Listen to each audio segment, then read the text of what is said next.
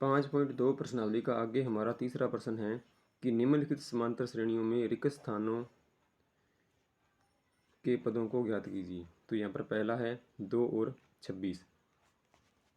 तो इस पहले प्रश्न में ए का मान तो हमारे पास में है 2, दूसरा पद जो है वो खाना खाली है, तो हमें A2 का मान ज्ञात करना है, यानी कि दूसरे पद का। और 26 दे रखा है तीसरे पद का मान, तो तीसरे पद का मान 26 है।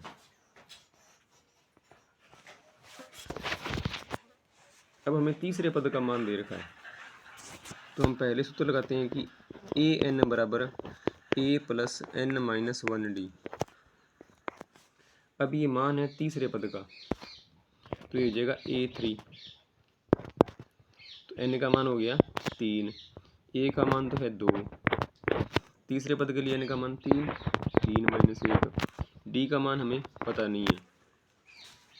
अब हमें तीसरे पद का मान दे रखा है 26, तो यहाँ पर इसकी जगह 26 आ जाएगा, बराबर 2 प्लस 3 में से 1 घटाएं तो आ जाएगा 2d। अब ये प्लस का 2 है, इसका करें पक्षांतरण, इधर आके हो जाएगा माइनस का, तो 26 माइनस 2 बराबर 2d। 26 में से 2 घटाएं तो आ जाएगा 24 बराबर 2d। d के गुणा में 2 पक्षांतरण करने पर आ जाएगा भाग में, तो ये बन जाएगा 24/2। तो इसे d का मान हो जाएगा 24/2। 24 में 2 का भाग करने पर आएगा 12।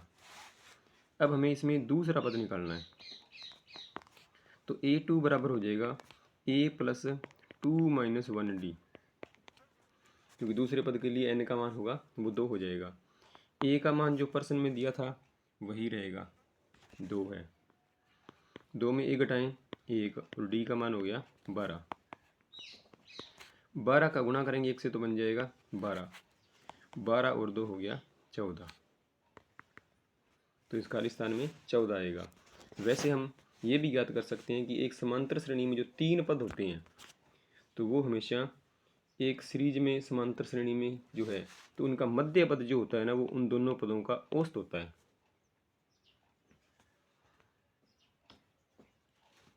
यानी हम 2 को और 26 को जोड़ के 2 से भाग कर दें, 26 और 2 28, 2 का भाग करें तो आ जाएगा 14।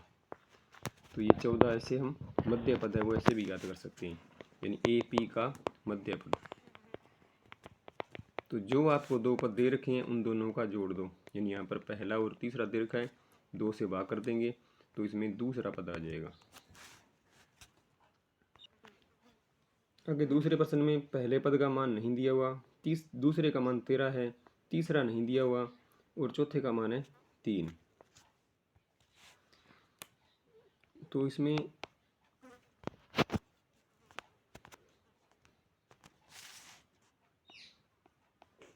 ए का मान नहीं दिया हुआ, ज्ञात करना है।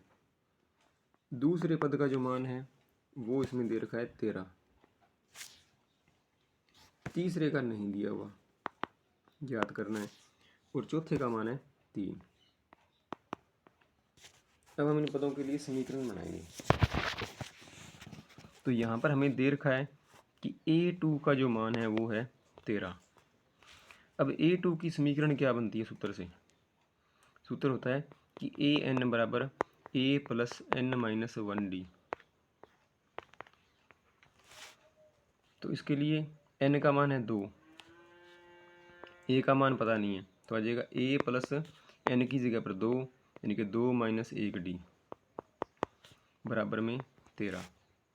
2 में से घटाएं 1 तो बच गया 1, 1 गुना d हो गया d, तो a प्लस d का मान जो है वो है 13।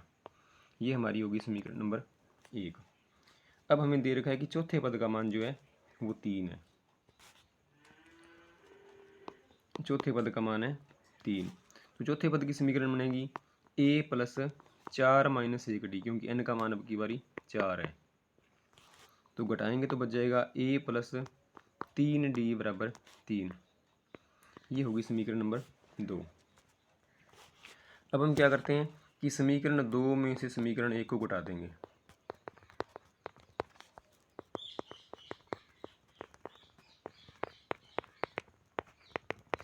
समीकरण 2 हमारे पास में a प्लस 3d बराबर 3, और समीकरण एक जो है वो है a प्लस डी बराबर 13।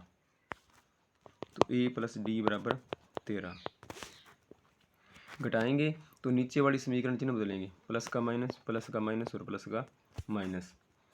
अब ये दोनों जो है ना ये एक प्लस का है और एक माइनस का है, इसलिए दोनों कट जाएंगे, ए से ए कट गया, कैंसिल हो गया। 3d में d घटाएं तो बच गया 2d। 3 में से घटाएंगे माइनस का 13 तो बचेगा माइनस का 10। तो इससे d का मान निकालेंगे तो ये गुणा में 2 है, पक्षांतरण करने पर आ जाएगा भाग में। तो d बराबर हो जाएगा -10/2।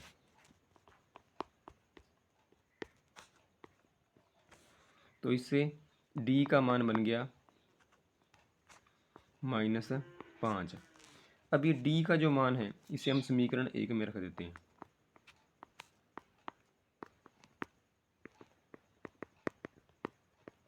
समीकरण 1 क्या है कि a प्लस डी बराबर 13। समीकरण 1 थी a प्लस डी बराबर 13, तो इसमें d का मान आ जाएगा -5। तो यानी a - 5 बराबर 13। तो इससे a का मान हो जाएगा 13, ये -5 इधर आके हो जाएगा प्लस का 5, 13 और 5 हो गया 18। अब a का मान निकल गया। अब हमारे पास में रह गया तीसरे पद का मान। तो तीसरे पद का मान बनेगा a प्लस 3 माइनस 1d, क्योंकि तीसरे के लिए n का मान 3 हो जाएगा।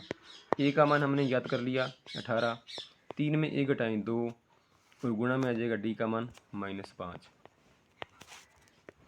तो 18 माइनस 5 गुणा 2 हो गया 10, बच गया 8।